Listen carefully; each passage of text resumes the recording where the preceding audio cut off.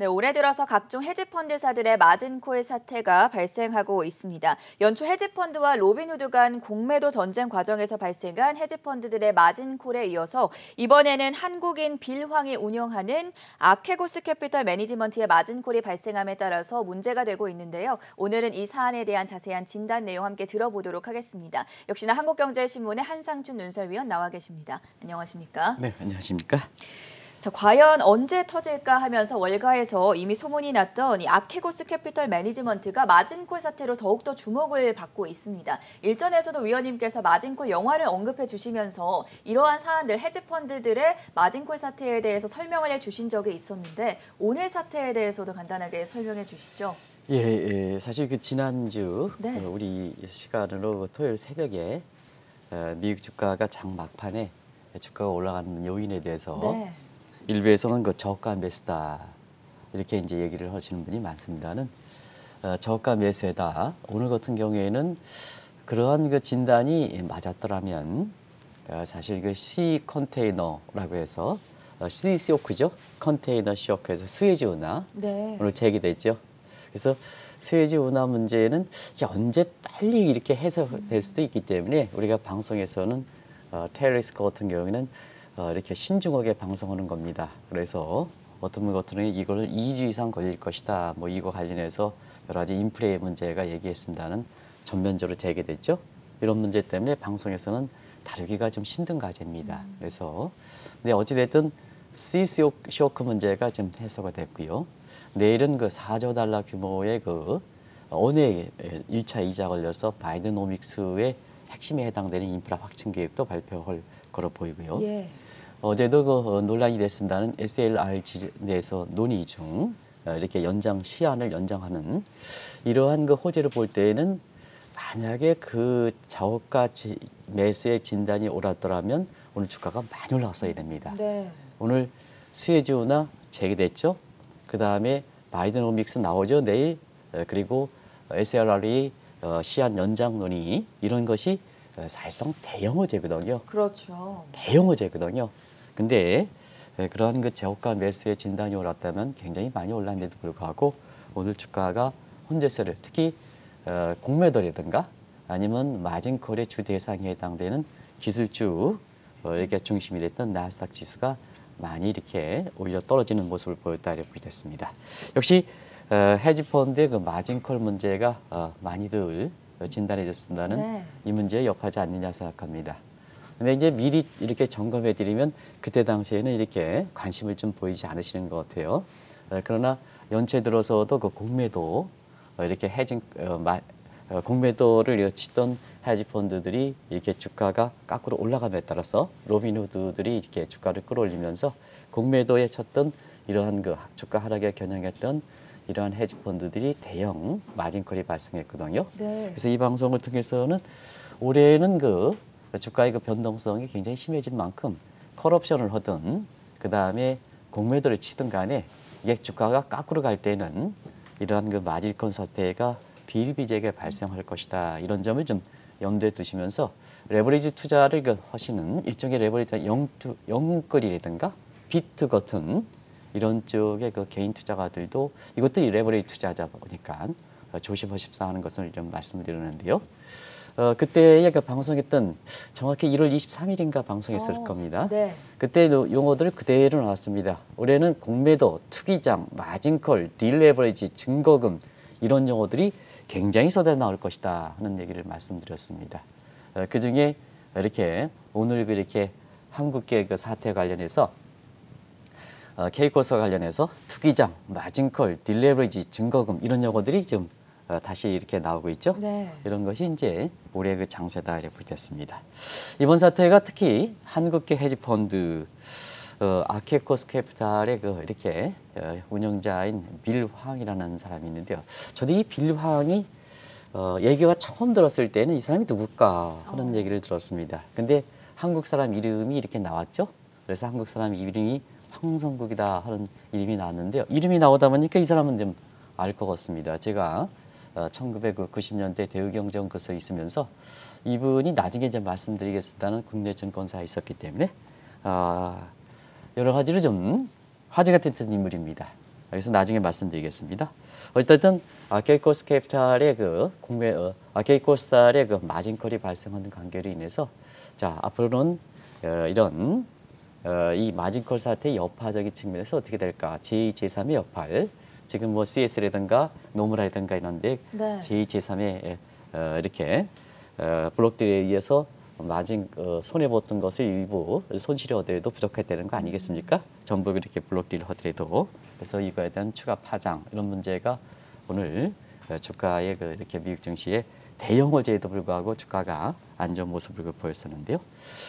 사실상 이런 걸 계기로 해서 지금 미국 증시에서는 관심이 되는 것이 이 케이코스의 마진콜이 지금 블록딜에 의해서 사실 이것을 전부 이렇게 해지 못했을 때는 CS라든가 노무라 같은 경우에 제2, 제3의 파장이 이렇게 되는 상황이거든요.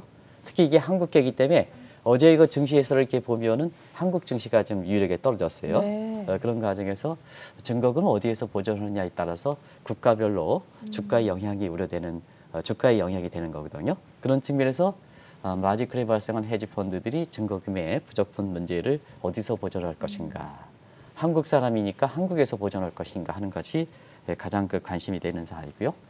이걸 계기로 해서 바이든 정부에서는 도드-프랭크법, 이 도등풀에 헤지 펀드의 레버리지 투자를 규제해서 사실 금리의 재발을 방지하는 금리의 재발을 방지하는 이것을 부활을 좀 앞당기지 않겠느냐 하는 시각이 이렇게 나오고 있습니다.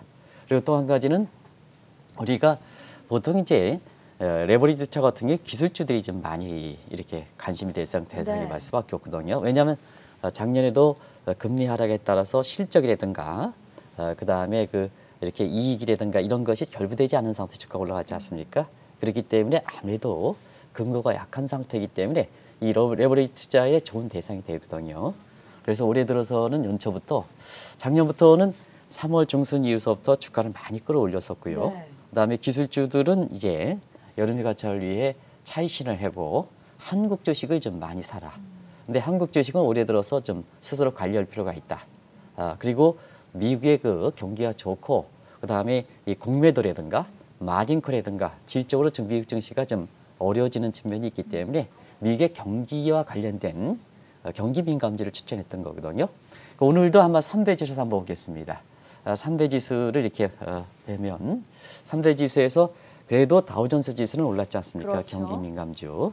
그다음에 나스닥은 많이 떨어졌죠. 0.2%니까 오늘 대형 호재가 3대 대형 호재가 발생하는 것에 비해서는 많이 떨어졌다는 얘기입니다. CCO크가 해제됐다든가 바이든오믹스가 나왔다든가 SRI의 연장 법안의 논의라든가 이런 대형 호재에 비해서는 나스닥 주가가 많이 떨어졌다는 얘기입니다. 이제 단순히 0.2% 떨어진 게 아니라 대형 호재에 비해서 많이 떨어졌다는 얘기입니다. 그러다 보니까 올해 들어서 미국의 주식을 다시 관심을 갖는데 대형 기술주들 같은 이런보다는 경기 민감주에 추천했던 시가 오늘 증시에서도 그대로 나타나고 있다는 걸 말씀드리겠습니다. 이번에 발생한 아케고스 캐피털의 마진콜 사태 이후에 월가에서는 한국 증시의 움직임을 주목한다고 하던데요. 왜 그렇습니까? 네, 아무래도 이제 케이코스는 우리 강다운 캐스터가 아주 자세하게 잘 준비했어요. 그래서 간단히 줄일게요. 한국계 헤지펀드죠. 한국계 헤지펀드가 사실 월가에서 이렇게 직접적으로 본거지에서 관심이 되는 것은 상당히 좀 이례적인데요. 좀 좋은 쪽으로 되게 되는데 나쁜 쪽으로 하다 보니까 사실은 좀 이렇게 뒷맛이 좀 굉장히 쓸쓸합니다. 근데 이제 법이니까 법인의 형태로 이렇게 채우면 아무래도 프라임 브로커리지에 이렇게 이점을 갈 수밖에 없거든요. 그러다 보니까 아무래도 이 프라임 브로커리지의 장점이라는 것은 이전에도 한번 제가 프롬프트 트레이딩 관련해서 말씀을 드리긴 했습니다는 굉장히 공격적으로 운영할 수가 있는 대목이거든요. 여기에 빌 황이라는 사람이 사실 타이거 아시아를 운영할 때 그때와 거의 비슷한 기법에 아주 허들하는 겁니다. 그래서 언론에 이렇게 보면 다른 헤지 펀드 이런 거 관련 없이 헤징 없이 레버리지 비율을 운영한다 이런 얘기하죠. 그래서 보니까 단기에 급성장하죠. 그래서 월가에서는 이미 제2의 롱텀 캐피탈 매니지먼트 같은 이러한 사태에 대비해서 사태에 관련해서 비유됐기도 했던 이런 문제입니다. 그러다 보니까 지금 언론에서 나오는 얘기가 이번에 브렉딜 물량이 190억 달러로 나오고 있죠. 190억 달러냐 300억 달러냐 이렇게 많이 나오는데요. 일단 이 사태가 상당히 실체가 알아야지 실체가 알아야지 모든 거에 진단되는 거 아니겠습니까? 그런 측면에서 일단은 마진콜의 발생 물량이 얼만큼일까 하는 측면에서 이렇게 보면 사실상 지금 190억 달러로 이렇게 나오고 있습니다는 이 물량 자체가 명확하게 나오지 않는다 하는 것을 말씀드리겠습니다. 그리고 레버리지 딜해서 볼커루에서 보통 레버리지 투자를 5배라고 말씀드렸습니다. 네. 그래서 언론지상에 5배다 이렇게 나오는 것도 그렇습니다. 그러나 이 자금의 운용이 작년에 이렇게 바이든 정부 이전에 트럼프 정부 때 이게 됐기 때문에 트럼프 정부 때는 볼커를 해제, 도드 프랭크법 지우기 되다 보니까 과연 이 볼커를 그다음에 도드 프랭크법을 지우는 작년부터 이렇게 되는 트럼프 정부이기 때문에 과연 레버리지 투자 5배 비율을 지켰겠느냐 하는 측면에서는 이보다 레버리지 비율을 굉장히 높게 운영하지 않겠느냐 하는 이런 문제고요. 그다음에 이 장내 블록딜이다 하는데요. 이건 과거에는 사실상 그렇습니다. 과거에는 장외로 시장에 미칠 걸 생각해서 이렇게 블록딜 되면 장외에서 거래하는 것이 됐습니다는 최근에 그 미국 증시에서 보면 사실은 그 주가 같은 경우도 삼성전자 주가도 지금 거래 단위가 크기 때문에 0.001주 이렇게 해서 나누지 않습니까? 이게 개인 투자가 비중이 높기 때문에. 근데 지금은 굉장히 시간이 아주 짧아졌지 않습니까? 0.001초의 거래도 있는 상태거든요. 네. 그러다 보니까 자 이런 그 마진콜이 발생했을 때 사실 시장이 처음 출발할 때 우리 시간으로 보면 9시에 출발했다. 근데 출발했는데도 불구하고 마진콜의 딜레버리지를 해야 되는데 그래서 이제 금융시장이 좀 그런 적이 자연소화가 되는데 이걸 장이 끝나고 한다. 그러면 장이 끝나면 지금 3시 반에 끝나지 않습니까? 네. 자 9시에서 오후 3시 반까지 이렇게 되면 그 시간이 엄청 큰 거거든요. 0.001초를 거래하는데 그러다 보니까 즉시 보전 원칙이 취해져 있습니다. 그래서 이건 예적 조치가 아니라 즉시 보전, 장내 블록들이 하는 거거든요. 그런 쪽의 모습에서 장내 블록들이 되는 겁니다. 그러다 보니까 지난주에 그 이렇게 블록딜 이게 발생하고 장내 블록들면서 그때 저가 장 막판에 주가가 올라가니까 이제 저가 매수가 본격적으로 됩니다. 위기는 기회입니다 하면서 이렇게 했지만 이 문제가 자 이렇게 저가 매수가 되려면 이런 마진콜의 물량이 확실하게 나온다든가 그다음에 레버리지 비율이 확실하게 나온다든가 이게 확실하게 실체가 밝혀져야지 사실 그 저가 매수에서 이렇게 되는 부분이거든요. 그러나 오늘도 계속해서 영향을 미치는 것을 보면 그 실체가 아직까지는 불분명하다. 네. 또 여기 이제 우리 이렇게 이렇게 정 PD가 비춰주시겠습니다. 뒷병에 이분의 얼굴에 대해서 어떻게 생각하십니까? 나중에 좀 말씀드리겠습니다. 그래서 저도 이분이 어디가 있는지 몰랐었습니다. 1990년대에 저희들 네. 것처럼 대우경제연구소 이렇게 같이 해서 이렇게 해서 같이 나중에 현대증권 지금 없어졌습니다는 현대증권 이렇게 가지고 쓴 사람인데 이분이 어디 갔을까? 그래서 궁금했던 사람인데요. 이게 실체가 불분명해지기 때문에 사실 마진콜의 추가적인 딜레버리지 여파가 지금 상당히 월가에서 주목되는 것도 바로 그렇다 이렇게 됐습니다. 결과적으로 보면 네. 올해 연초에는 공매도 주가 하락에 베팅해서 사실 주가가 로비드 주가가 올라가다 보니까 결국 하락에 베팅했던 이런 헤지 펀드들이 마진콜에 발생해서 여파가 있는 데 이어서 자 이번에는 이렇게 콜 옵션에 해당되는 주가 상승을 생각해서 그 상승과 관련된 중국 주식이라는 게 담는 상태에서 주가가 떨어지다 보니까 결국 마진콜이 발생하는 이런 문제가 반복되는 상황이거든요. 네. 앞으로도 변동성이 심하면 이와 같은 사태가 제2, 제3의 형태는 다를 뿐이지 마진콜을 계속해서 발생한다. 이렇게 보시면 되겠습니다. 한국계 빌황이 운영하는 헤지펀드인 아케고스 캐피탈의 공매도 문제, 마진콜 문제에 대해서 이야기를 나눠보고 있는데요. 빌황이라는 사람에 대한 관심이 많을 것 같습니다. 어떤 인물입니까? 저는 개인적으로 이렇게 프라이버시 문제 때문에 네. 이름을 밝히긴 않습니다는 이 방송의 원칙에서 이렇게 보면 특정 이렇게 사람의 제거는 아닙니다는 나쁜 짓을 한 사람은 보통 이제 이름을 밝힌다 이렇게 됐습니다. 그래서 우리 언론에서도 이렇게 이름이 나왔죠. 그렇죠. 이렇게 해서 한국 사람입니다. 근데 이분은 아주 독특한 이력을 갖고 있죠. 미국에서 공부했긴 했지만 사실 현대증권에서 재직해서 여기서 수익이 잘 낸 상태에서 타이거 펀드로 이렇게 스카우트된 사람이거든요. 네. 근데 그때 당시에 현대증권에 재직했을 때 과연 그때의 이렇게 한국의 파생상품 기법이라든가 뭔가 이렇게 했을 때는 수익을 낼 수 있는 분야 하는 측면에선 그때 당시에 굉장히 퀘스천을 그렸습니다.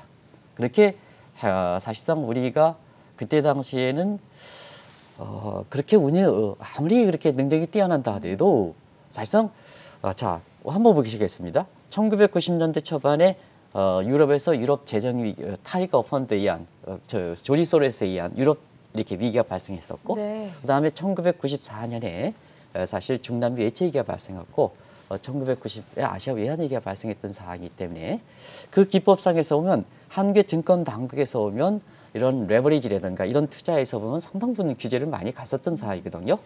근데 이 문제를 말씀드리면 이렇게 국내 증권사에서 이렇게 수익이 많이 내서 자 역으로 미국의 타이거 펀드에 스카우트됐다 하는 데에 대해서 이 자체는 유명했지만 사실 그때 당시의 현상 자체에선 이게 좀 빙봉 게임을 한 게 아닌가 하는 쪽의 얘기도 상당 부분 많았습니다. 그리고 현대증권은 아시겠습니다만 바이코리아 펀드를 운영했던 겁니다.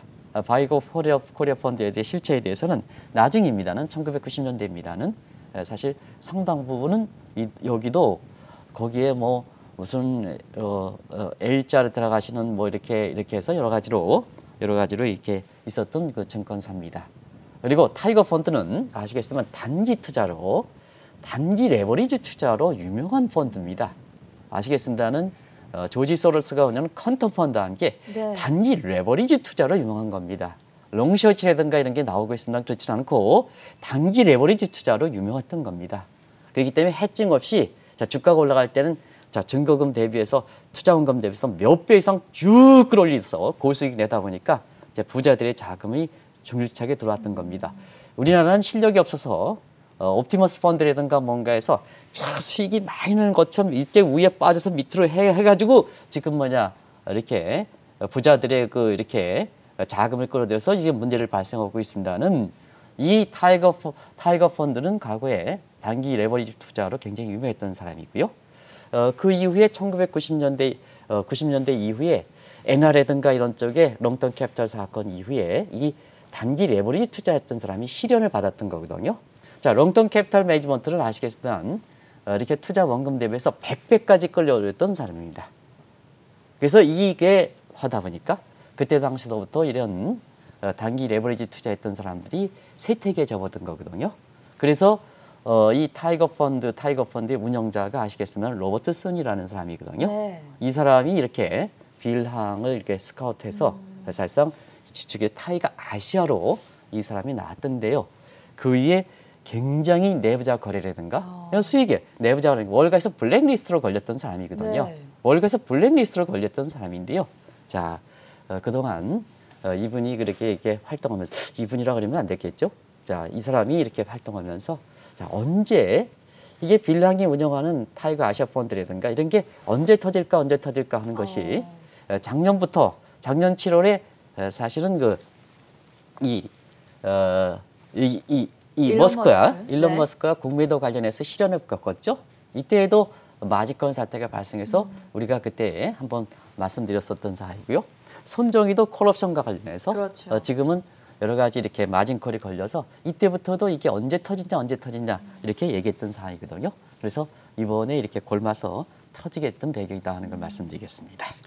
이 시간을 통해서도 진단을 해드린 적이 있습니다만 최근에 다시 거론되고 있는 마진콜에 대해서 다시 한번 좀 자세하게 설명해 주시죠. 네, 마진콜 얘기 사실 올해 그 1월 달에 방송해 드릴 때도 이런 문제가 좀 터질 겁니다 하면서도 사실 시청자분이 그때 상황이 이렇게 크진 않았기 때문에 공감대가 좀 형성되지 못했던 것 같습니다. 그래서 그때 아마 제가 우리 전 앵커한테 마진콜 아십니까? 국내 영화 마진콜이 금융위기에 나왔던 영화가 있습니다. 이렇게 해서 그때 방송했던 것을 전 앵커가 머리가 아주 좋기 때문에 기억을 하시는 거로 생각하는데요. 마진콜 아시겠습니다는 이번에 그 확실하게 아셨죠? 네. 이렇게 우리가 은행에서 이렇게 보면 사실 고객으로부터 이렇게 1억 원을 받을 때는 원래 대출금리, 은행 입장에서 수익금리죠. 그다음에 예금금리, 은행 입장에서 비용금리죠. 수익의 원칙으로 보면 예대마진법을 쭉 끌어올려야죠. 네. 수익을 생각한다면 그러면 이제 예금 들어왔던 부분의 비용이 1%고 그다음에 대출금리가 2%면 은행 입장에선 정부의 규제가 없으면 사실 들어왔던 자금을 풀리 대출한다는 얘기입니다. 어떻게 보면 이제 이 부분도 어떻게 보면 레버리지 투자에 해당되는 부분이거든요. 그런데 자 은행에서 이렇게 준비된 자금이 없을 때는 자 아무리 이렇게 투자를 쫙 해놨는데요. 자 전액가 지금 자금이 필요합니다. 그래서 은행에서는 뭐냐 그냥 내 예금 중에 1억 원 중에 100원만 좀 달래세요. 좀 주세요 하는데요. 지금 은행 같은 경우에는 대출금리 생각보다 높으니까 쫙 투자했으니까 준비된 게 없지 않습니까? 네. 조그만 100원에서 응하지 못하지 않습니까? 응하지 못하니까 은행 입장에서는 뱅크런이라든가 이런 사태가 발생하는 거거든요.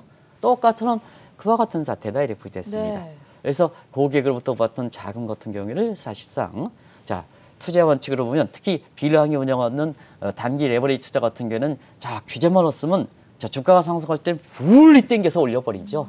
LT 롱텀 캐피탈 것처럼 자 투자 원금이 100이 들어왔는데 100배 쫙 올려버리지 않습니까? 이게 뭐냐? 이게 자본주의 원칙에서 이렇게 보면 규제가 있어야 될 대목이다 이렇게 됐습니다. 근데 그런 거를 그 방지하기 위해서 증거금 제도를 대고 있다. 예. 근데 이 증거금에서 내가 예상했던 투자 자금들이 주가가 떨어진다. 이번 것처럼 떨어지면 증거금에 걷던 것도 평가손이 발생하거든요.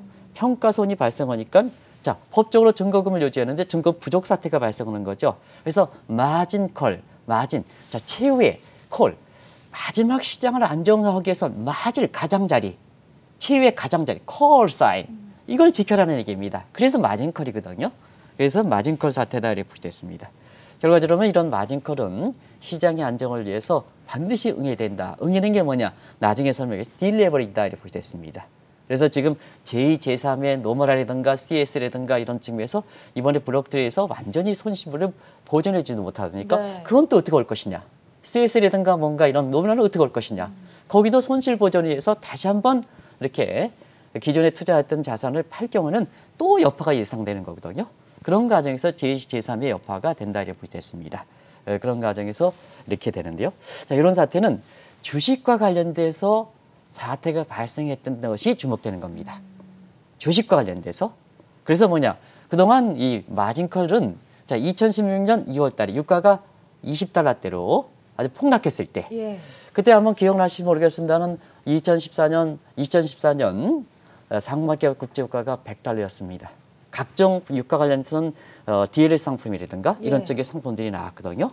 근데 유가가 20달러대로 2016년 2월 달에 폭락하다 보니까 결과적으로 이런 상품에 마진컬이 걸렸던 거거든요. 이때 원유 관련된 마진컬입니다. 짧게는 2017년 12월 달에 비트코인이 그때 당시 홍남기 대책 반정에서 세계 거래의 22% 차지하는 부분에 대해서 한국에 강력 규제가 하니까 자, 이 비트코인가 대폭락됐죠. 그렇죠. 그래서 거기서 이렇게 비트코인과 관련된 상품의 증거금의 부족 현상이 발생했던 거 아니겠습니까? 그래서 이런 쪽에 부분적으로 나왔습니다는 자 2009년, 2008년, 2007년 이후에 14년 만에 주식과 관련돼서 마진컬이 발생했다는 측면이 네. 이렇게 월가에서 이렇게 상당히 이 자체가 굉장히 주목하는 거다 하는 걸 말씀드리겠습니다. 방금 말씀해 주신 것처럼 주식 관련 헤지 펀드들의 마진콜이 발생할 때 가장 우려가 되는 부분이 금융위기로 악화될 가능성에 대한 부분일 텐데요. 여기에 대해서는 어떻게 생각하십니까? 네, 이번 사태 관련해서 상당히 어찌됐든 이 증시에 미치는 파장과 관계없이 네. 굉장히 제도 정비가 들어갈 겁니다. 블랙리스트에 걸렸던 빌황, 내부장 거래. 그러니까 사실 살아나게 됐던 배경은 미국에서 글로벌 인베스터, 수익만 사건을 글로벌 인베스터, 골드만삭스라든가 자금을 지원해 주기 때문에 네. 그랬거든요. 이게 살아났던 배경이거든요. 또 사고를 쳤지 않습니까? 그렇죠. 이걸 계기로 해서 단순히 주가에 미치는 영향 이상의 이게 제도 변화가 될 것이다 하는 것도 바로 그렇습니다. 제도가 어떤 식으로 변할 것인가 조금 이따 말씀드리겠습니다. 일반적으로 헤지 펀드들은 자신의 고객의 돈을 아주 신뢰를 생명처럼 여깁니다. 그렇기 때문에 일반적으로 이렇게 마진콜이 이렇게 발생했을 때는 반드시 마진콜을 응해야 됩니다. 왜 그럴까 하는 측면에서는 자 헤지 펀드별, 자 헤지 펀드 비료한 것 같은 것은 시스템 어프로치 방식이 아닙니까? 우리가 보면 지금 펀드를 운영할 때 인공지능에 의해서 뭐 자산 관리다 하는 것을 보통 시스템 어프로치 방식입니다. 근데 지금의 비량이 문제됐던 것은 전통적 어프로치 방식입니다. 전통적 어프로치 방식은 뭐냐 하면 펀드를 타이거 펀드는 조지 소로스. 죄송합니다. 퀀텀 펀드는 조지 소로스. 네. 타이거 펀드는 아타이즈 로버트슨. 로버트슨. 네. 뭐 이런 식으로 해서 펀드 매니저 개인이 운영하는 겁니다.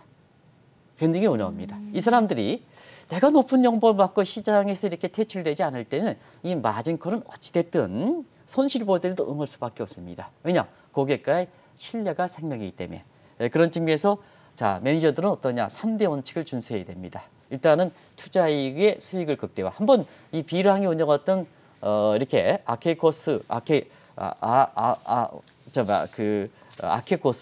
아케코스가 지금 어떤 식으로 이렇게 문제가 되는가를 보이겠습니다. 네. 자, 투자 수익 극대화.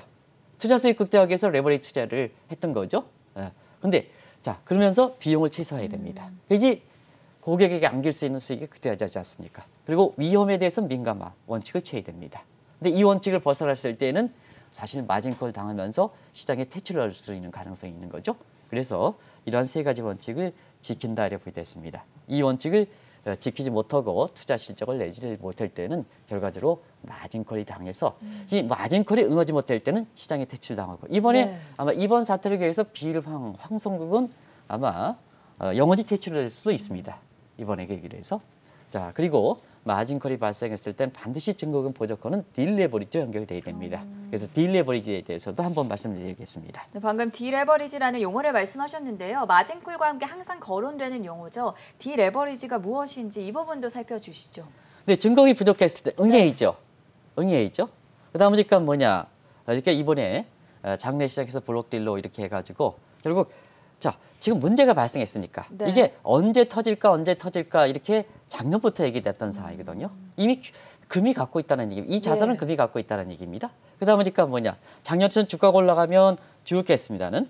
자 지금은 주가가 변동성이 있지 않습니까? 이미 작년부터 문제가 터질 것이다 해서 전앵커가 요즘 너무 제가 띄워주는 것 같아서 이게 거꾸로 전앵커가 운영하는 자산이 자꾸 저거 문제가 있다. 네. 근데 지금 주가는 환랑세를 보이지 않는다. 근데 마진콜이 발생했다. 그러면 이 마진콜을 반드시 응해야 되니까 그래서 설명한 겁니다. 응할 때는 저 균열이 났던 자산을 자 동시에 이렇게 장내에서 거래되는 시장 가격에 그대로 내놓으면 팔립니까 안 팔립니까? 안 팔리죠. 안 팔리게 되죠. 네. 그래서 후려쳐서 팔게 되는 거거든요. 후려쳐서 팔아서 자 그 이렇게 아케코스가 내었던 자산들이 전부 이렇게 저가는 후려쳐서 하니까 자 그 자산들을 다른 글로벌 인베스트만큼은 워낙 싸게 나오니까 네. 이렇게 블록들을 잡은 거 아니겠습니까? 그게 저가 매수가 이렇게 아니겠죠. 그래서 그렇게 해서 되는 거거든요. 그런 차원에서 이렇게 돼야 됩니다. 그러면 이제 요 사태를 그 시청자들한테 1997년 외환위기, 그다음에 1998 롱턴 캐피털 매니지먼트 사건, 그다음에 2008년, 2009년 미국의 금융위기 사건 한번 보겠습니다. 자, 금융위기 당시에는 미국에서 위기가 발생했습니다. 많은 분이 그때 금융위기가 발생했을 때, 자 위기가 발생한 미국은 많이 떨어져. 그래서 위기가 발생했던 자금들이 한국 증시로 들어와 중국 증시와 한국 증시, 중국 증시 갑니다. 그래서 이렇게 얘기했습니다. 그런 쪽으로 봤습니다. 그리고 원달러는 많이 떨어집니다. 왜냐? 외국 자본이 미국에서 자금이 들어가기 때문에 원달러는 많이 떨어집니다. 이게 키코 사태입니다. 키코 사태입니다. 근데 사실상 마진콜이 발생하면 왜 금융사들은 글로벌 전략을 합니까? 위기가 발생하면 비용을 다른 데 전가시키기 위해서 그렇지 않습니까? 그 위기가 발생했을 때 그 비용을 골스라니 하면 내 헤지 펀드는 죽어버리는데요. 골드만삭스는 죽어버리는데요. 네. 그러다 보니까 뭐 다른 데 전가하죠. 그러다 보니까 자 미국에서 이렇게 위기가 발생했습니다. 왜 위기를 이렇게 빨리 헤쳤느냐? 리먼 사태, 서프라임 모기지 사태 위기가 발생했던 비용을 치러야지 어떡하나 위기가 극복하는데요. 그 위기를 미국에서 그대로 안 왔으면 사실 그 위기가 이렇게 빨리 풀리지는 않거든요. 근데 위기를 이렇게 딱 발생했을 때 다른 나라에서 딜러버리지 선택한다는 얘기입니다. 그러다 보니까 한국에서 자금 빼져가. 그다음에 중국에서 자금 빼가. 그러다 보니까 리먼 사태가 발생했을 때 자 위기가 발생한 국가는 미국입니다는 미국은 다우존스지가 45%뿐이 안 떨어졌거든요. 네. 근데 위기가 피해갈 거로 봤던 한국의 콜스피는 65%, 중국은 73% 떨어졌거든요. 그리고 뭐냐 환율이 원달러이 떨어질 것이다 하는 게 저금이 한국에서 자금이 저렇게 빠져나가니까 원달러이 거꾸로 올라갔죠. 자 그때 당시에 제 기억으로는 890원서부터 시작했던 것이 2,100원까지 이렇게 1,700, 1,800까지 올라갔지 않습니까? 네. 이런 게 이제 사태예요. 그래서 이제 환율 하락하니까 키코 가이퍼에서 했던 것이 거꾸로 환율이 올라가니까 키코 대형 사태가 터진 거죠. 이렇게 됩니다. 그래서 이번에 그 한국계 비료항이 이렇게 마진콜이 발생하다 보니까 어제 한국 증시가 아시아 증시에서 상해도 오르고 일본도 오르고 그렇습니다. 한국 증시만 유독 떨어졌거든요. 예. 변동성이 큰 상태에서 그러다 보니까 향후에 왜 이렇게 한국 증시가 떨어졌을까 했을 가정에서 한국 증시가 다 이렇게 올랐지 않습니까? 주변이. 네. 주변이 다 올랐지 않습니까? 한국만 내렸네요. 한국만 떨어졌죠. 네. 이게 한국계 비료항이기 때문입니다. 그러다 보니까 이 여파가 결국은 한국 증시에서 딜리버리지 하는 게 아니냐 하는 쪽에 실제로 가능성은 한번 지켜봐야 되겠습니다. 그래서 월가에서 주목하는 사실이다 하는 걸 꼭 좀 말씀드리겠습니다. 작년 12월로 기억을 하는데요. 이 시간을 통해서 행동주의 헤지펀드 움직임이 올해 더 기승을 부릴 것이다라고 전망을 내놓은 적이 있으셨습니다. 이 부분에 대해서는 지금 현재는 어떻게 바라보십니까? 그게 일맥상통하죠. 네. 우리가 보면 전통적으로 헤지펀드들이다 그러면 사실 내가 투자하면 삼성전자 투자하면 삼성전자 수익이 발생한 것을 그대로 전해주는 수동적 입장이었습니다. 근데 이제 행동주의 헤지펀드들을 보면 소셜 네트워크라든가 뭐 그런데요. 삼성전자 수익을 내는데 이거 부족해? 그러다 보니까 적극적으로 행동한다는 얘기입니다. 적극적 행정이 레버리지 비율을 올린다든가 뭔가 이런 쪽. 한편에선 경영자를 교체한다든가 투명성을 요구하든가 배당성을 많이 증가한다든가 이런 것들도 있지만 자, 투자 원금 대해서 공격적으로 간다는 얘기거든요. 공격적으로 가니까 자, 밑으로 갈 때도 배팅을 세게 하고 하락에 배팅. 그래서 만약에 주가 상승하면 마진콜이 발생하는 거고 작년에 테슬라 할땐가 이런 거와 관련해서 오죽했으면 테슬라의 머스크 회장이 공매도 하는 문제에 대해서는 로빈후드를 옹호했습니까? 그런 과정에서 공매도에 배팅했던 헤지펀드가 올해 사실 마진콜이 발생한 거 그렇죠. 아니겠습니까? 그 기억나시죠? 네. 그러고요. 근데 자, 작년에 손진 것처럼 콜옵션 했던 시가 주가가 떨어지니까 이번 것처럼 자, 주가 올라갈 거를 생각했었는데 거기에 레버리지 비율을 넣는데 주가가 떨어지니까 마진콜 발생한 거죠. 저게 손정의 콜옵션 문제입니다. 그래서 올해 들어서는 계속해서 이런 문제가 많이 되기 때문에 자, 이제 바이든 정부가 증시적인 측면에서는 이게 질적으로 상당히 어렵고 제도적으로 이것은 좀 규제해야 되지 않느냐 하는 시각에서 사실 이렇게 지금 제도 문제에서 도드-프랑크법 문제가 계속해서 나오는 거다라는 걸 말씀드리겠습니다. 바이든 정부 출범 이후에 도드-프랑크법이 부활할 것이다라는 말씀을 누차해 주셨는데 이번 사태로 바이든 정부가 증시보다는 오히려 부동산 쪽에 초점을 맞출 것이다. 이런 전망들에 대해서는 어떻게 보십니까? 네, 사실은 그 도드-프랑크법 단일금융법에서 한국경제TV에서 가장 먼저 그렇죠. 우리 언론에서는 다루지 않고 있다, 아직도 다루지 않고 네. 있는데요. 그게 SRA 연장 조치와 관련된 문제. 그리고 SRA 연장 조치와 관련해서 제가 그런 말씀을 드렸습니다. 헤지펀드들이 헤지펀드에 더 긴장하고 있습니다. 네. 어제 말씀해 주셨죠. 기억나시죠? 그 네. 전서부터도 얘기했고 어제 다시 한번 말씀드렸고 그와 관련된 문제입니다. 그래서 이런 사태들이 자꾸 레버리 투자와 관련된 규제다 하는 걸 말씀드리겠습니다. SRA도 보완적 레버리지에 대한 규제고요.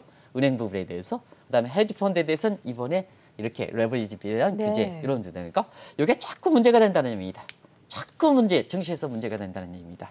그렇기 때문에 우리가 보면 과거에 금융위 재발 방지에서 바이든 대통령이 부통령이 있을 때 오바마 헬스케어 문제 함께 얘기했던 도드-프랑크법 문제, 소위 미국의 단일금융 문제 이걸 빨리 좀 부활시켜서 이와 같은 사태를 사전에 방지하지 않겠느냐 하는 측면에 자, 비료항 문제 같은 경우에는 아마 시장에서 이번 사태를 위해서 영원히 퇴출할 수 있다 하는 것을 좀 말씀드리겠습니다. 그래서 그 내용은 프롬프트 트레이딩 규제, 볼커를 규제 다 넣어죠. 네. 그다음에 500 규제 문제, 공시지분 가격. 앞으로 공시지분은 굉장히 세게 강조할 겁니다. 바이든 정부에서 이런 문제가 되기 때문에 자, 바이든 정부 입장에서는 앞으로는 증시에선 부동산으로 왜 그러냐면 내일 그 방송해드리겠습니다는 부동산 문제입니다.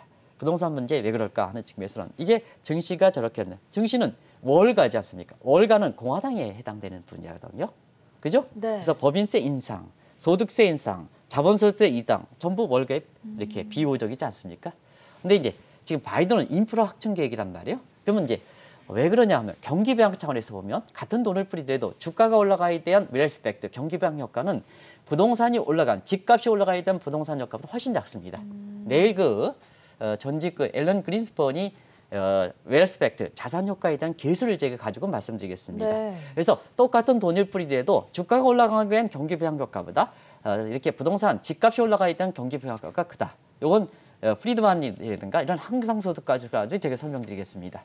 그리고 지금은 또 한 가지 고용 문제가 저러니까 지금 고용 문제가 사실 있는 사람 문제보다는 연구 실업자, 중하위 계층 있지 않습니까? 네. 그러면 뭐냐? 1990년대 것처럼 그때 당시에 민주당의 루즈벨트 대통령이 저소득층이 문제다. 이번에 상흔 효과, 스퀘어링 이펙트가 되는 상흔 효과, 저소득이 문제다. 이런 사람은 경기가 부흥하더라도 경기가 시장 자율적으로 고용이 창출되지 않는다. 국가가 책임져야 된다는 거 있지 않습니까? 네. 국가가 책임지면 인프라 확충, 도로, 천도, 건설 이렇게 해야죠. 도로처럼 이런 저소득층들을 공공사업, 치료사업에 넣어서 일자리가 일자리를 늘어나니까요. 넣는다는 얘기죠. 네. 그래서 앞으로는 증시보다는 이렇게 나중에 내일 자세히 설명드리겠습니다. 내일 발표는 나니까 네. 부동산 쪽으로 넘어가는 게 아니냐 하는 것이 이 사태다.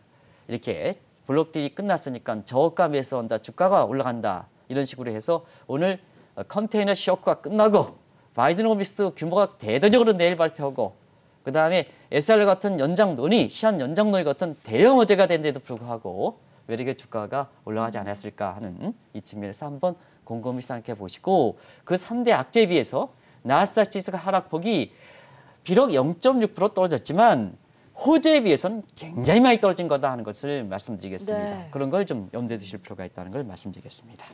오늘은 한국인 빌황이 운영하는 해치펀드인 아케고스 캐피털 매니지먼트의 마진콜 사태가 뉴욕 증시에 미쳤던 영향 그리고 한국 증시에 미칠 가능성에 대해서 자세한 진단 들어봤습니다. 지금까지 한국경제신문의 한상춘 논설위원이었습니다. 고맙습니다. 네, 고맙습니다.